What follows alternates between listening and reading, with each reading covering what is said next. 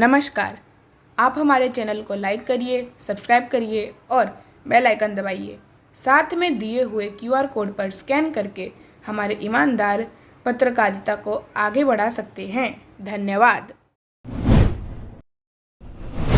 સમયથી એક તો અલ્પેશ કથિરિયા જે રીતે બેફામ નિવેદન આપે છે તો એને હું જાહેર મંચ ઉપરથી સુલતાનપુરની ધરતી ઉપરથી કહેવા માંગુ છું કે ભાઈ તારી ઉપર 14 પાટીદાર સમાજના દીકરાના મૃત્યુના આરોપ ને પાપના પોટલા છે એ પેલા ધોઈ નાખ, સારા કર્મ કરી નાખ, પછી ગોંડલની ધરતી તારી રાહ જોવે. બીજો મેહુલ બોગરાને તમે બધા મિત્રો ઓળખતા હશો, વડીલો અને માતાઓ બહેનો બધા એના વિડીયો જોયેલા હશે. મેહુલ બોગરાનું કામ જ્યાં શાંતિ હોય ને અશાંતિ સ્થાપવાનું કામ છે. આપણે બધા એના સાક્ષી છીએ. જે રીતે ગુજરાત પોલીસ રાજ્યની સેવા અને રાજ્યની ચિંતા કરે છે, જે રીતે પોલીસના જવાનો એના પરિવારની ચિંતા મૂકી અને આપણા સૌની ચિંતા કરે છે, એની વચ્ચે પડીને એને પોલીસ તંત્રને કઈ રીતે બદનામ કરવું એના વિડીયો અનેક તમે મિત્રો જોયેલા હશે સોશિયલ મીડિયાના માધ્યમથી. બીજો તમને તાજેતરનો દાખલો આપું ગોંડલનો, કે જ્યાં બંને સમાજ વચ્ચે શાંતિ સ્થપાણી ઈ જોઈ ન શક્યું અને અશાંતિ સ્થાપવા માટે થઈ અનેક આવા નિવેદનો આપ્યા કે ન આપ્યા. તમે બધા સાંભળ્યું કે નથી સાંભળ્યું ભાઈ? બીજી એક બેન છે જિગીસા પટેલ, બરાબર. મારા સંસ્કાર નથી કે કોઈ બેન દીકરી સામે હું બાયું ચડાવું. એને અહીંથી જાહેર મંચ ઉપરથી કહેવા માંગુ છું કે ભાઈ તું તારું ઘર નથી સાચવી શકી, તારા ઘરની અંદર કોઈ પણ વડીલો હોય, કોઈ પણ યુવાનો હોય, એને મેદાનની અંદર મોકલી દે. તું જેટલા પ્રશ્ન પૂછીશ એની જવાબ દેવાની મારી પૂરી તૈયારી છે.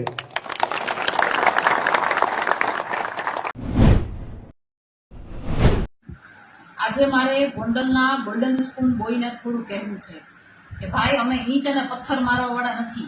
આ 21મી સદી છે, એ તમે યાદ રાખજો. અમે કાયદાથી જ લડીશું. ગોંડલ માટે અમારી લડત એટલે જ છે કે તમે જે ઈંટ અને પથ્થરનો ખોફ ગોંડલ તાલુકામાં ઉભો કર્યો છે ને, એને ખતમ કરવાનું કાર્ય અમારું છે. વાત રહી અમારા ઘર સાચવવાની, પણ પહેલા ગોલ્ડન સ્પૂન બોય, તમે તમારા મમ્મીના પલ્લુમાંથી અને પપ્પાના ઓથમાંથી બહાર નીકળો.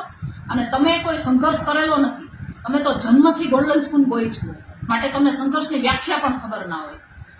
ભાઈ, તમારું સાચું નામ તો જ્યોતિરાદિત્ય સિંહ છે, પણ ગોંડલ તાલુકાના લોકોએ ગોંડલ ગણેશ અને ગણેશભાઈની ઉપમા તમને આપી છે, જે ખરા અર્થમાં તો નારાજગી છે.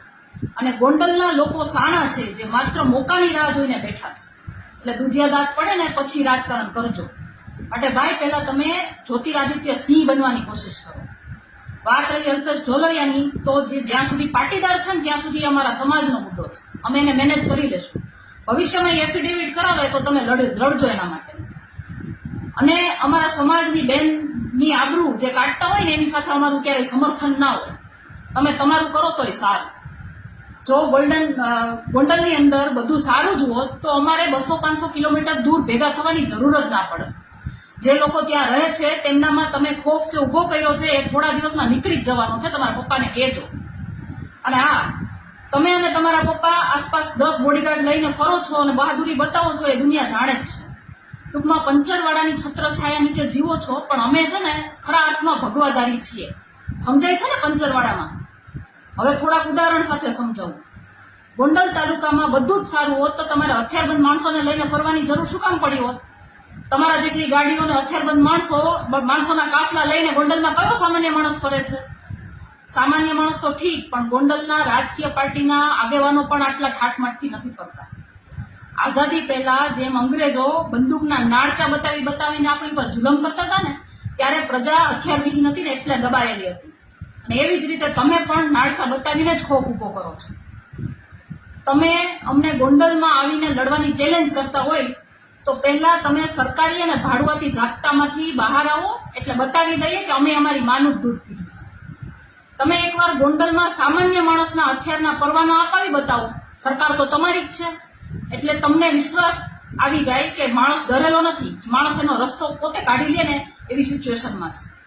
એટલે અમારે 200-500 કિલોમીટરથી ગોંડલ લાંબુ ન થવું પડે. અને ગોલ્ડન સ્પૂન બોય, અમે તો ગોંડલના ગુંડા તત્વોની સામે પડ્યા છીએ, પણ તમે જાહેર મંચ ઉપરથી તત્વવાળી વાત સ્વીકારી લીધી, માટે આપનો આભાર गोल्डन स्पून बॉय। नमस्कार। आप हमारे चैनल को लाइक करिए, सब्सक्राइब करिए और बेल आइकन दबाइए। साथ में दिए हुए क्यूआर कोड पर स्कैन करके हमारे ईमानदार पत्रकारिता को आगे बढ़ा सकते हैं। धन्यवाद।